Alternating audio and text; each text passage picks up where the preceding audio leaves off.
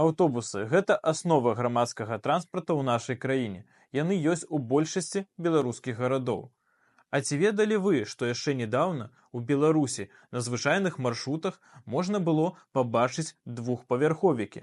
У гэтым відэа я распавяду, дзе яны працавалі, а таксама шэраг іншых невядомых фактаў пра колавы транспарт. Але перад пачаткам нагадаю, што падпіска на гэты канал дапамагае развіццю беларускамоўнага ютуба, а званочак не даст вам прапусціць новыя відэа. Аўтобусы як міжгародні від транспарту з'явіліся ў 1910 годзе. Тады Менск звязалі з Слуцкам, Баранавічамі і іншымі бліжэйшымі гарадамі.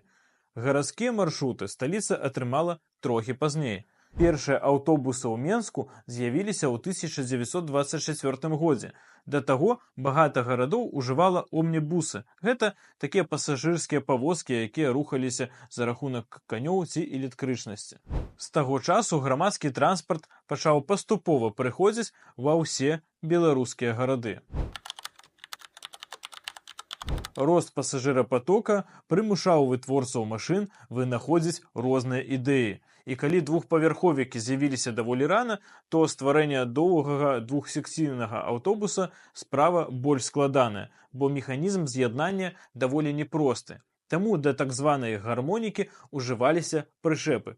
Гадзіна пік, багата пасажыраў – не праблема. Бярэш з сабой дадатковую частку аўтобуса і пасажыраёмістасць маршрута зрастае амаль напалову. У Менску тэхналогія сустракалася ў 50-60 гады на аўтобусах маркі ЗІС.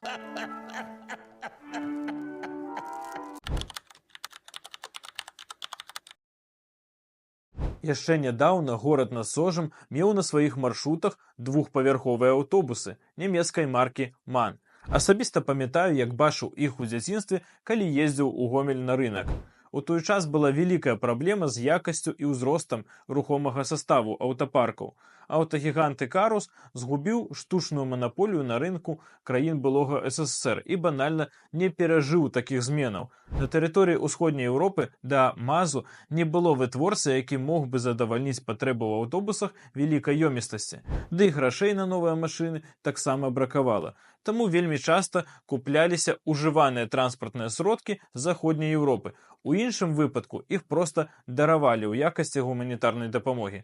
Гомель набыў 5 адзінак нямецкага даблдэкера, але пазней пачаліся масавыя пастаўкі МАЗаў і ад новых закупак заходняй мадэлі адмовіліся. Праз пэўны час пачалі скончвацца камплектуючыя, таму частку бусаў перадалі прыватнікам. Яшчэ адна адзінка патрапіла ў Мазыр, дзе яе выкарыстоўвалі як мабільную сталовую для кіроўцаў грамадскага транспарту. Ось такая гісторыя. Гледачы больш старшага ўзросту памятаюць аўтобусы венгерскай маркі. Іх на дарогах было вельмі багата. Часцей за ўсё з 80-е па нулявыя гады ў Беларусі працавалі мадэлі 260, 280 і турыстычныя 250. Але гэта не першая і не апошняя машыны брэнда ў краіне. Яшчэ з 60-х гадоў Менскам курсавалі сотыя «Ікарусы» ў нацыянальных колерах. Такі дызайн быў стандартным для гэтай серыі. Але ўжо ў часы незалежнасці Менск набыў адну з апошніх версій венгерскага аўтобуса, пра які мала хто ведае. Выглядае ён даволі сучасна, нават для нулявых. Але далей новых «Ікарусаў» горад не купляў. Пачалася эпоха беларускіх машынаў. Пішыце ў каментары, ці падабаліся вам гэтыя аўтобусы. Напрыклад, мне ў дашкольным узросце было цяжка дацягнуцца да вокнаў «Ікаруса», што раздражняла, а ў МАЗах такой праблемы не было. Дарэчы, пра іх. Тэма менскага вытворцы аўтобусаў настолькі вялікая, што вартая асобнага відэа. Калі вы лічыце таксама, абавязкова пішыце пра гэта ў каментарах. Першы аўтобус, які сабралі на сталічным аўтазавозе, меў нямецкае паходжанне. Фактычна збіралі яго па ліцэнзіі фірмы «Неаплан», сусветнага лідара на рынку. Але пазней наш вытворца стаў збіраць ужо свае мадэлі, стварае раней за ўсіх у рэгіёне нізкападлаговыя аўтобусы вялікай ёмістасці. І калі б, на мою думку, не зрабілі бы штучны рынок на тэрыторыі нашай краіны у лепшых савецкіх традыцыях, дзе аўтапаркі не маюць выбару, таму ў заводу няма матывацыі да паляпшэння якасці, ды эканоміка была б больш інтэгравана ў сусветны гандаль, то хто ведае, колькі краін Еўропы мелі б нашыя аўтобусы ў сваіх аўтапарках.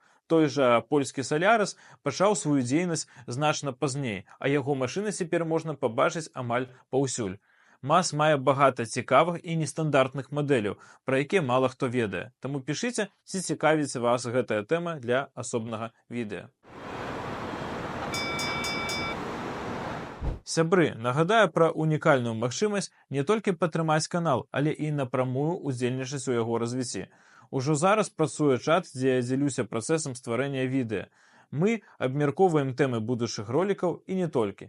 Іншыя бонусы і падрабязнасці на старонкі спонсарства пад гэтым відэа.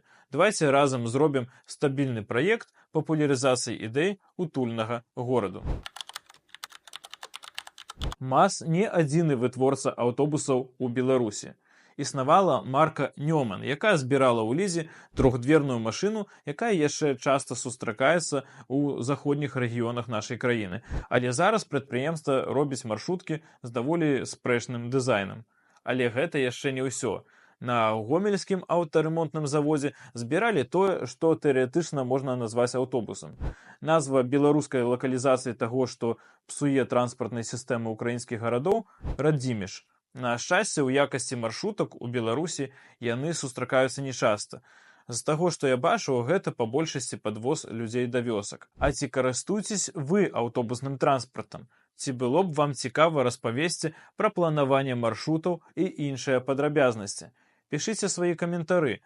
Вы былі на канале «Фактар гораду». Да новых сустрэч!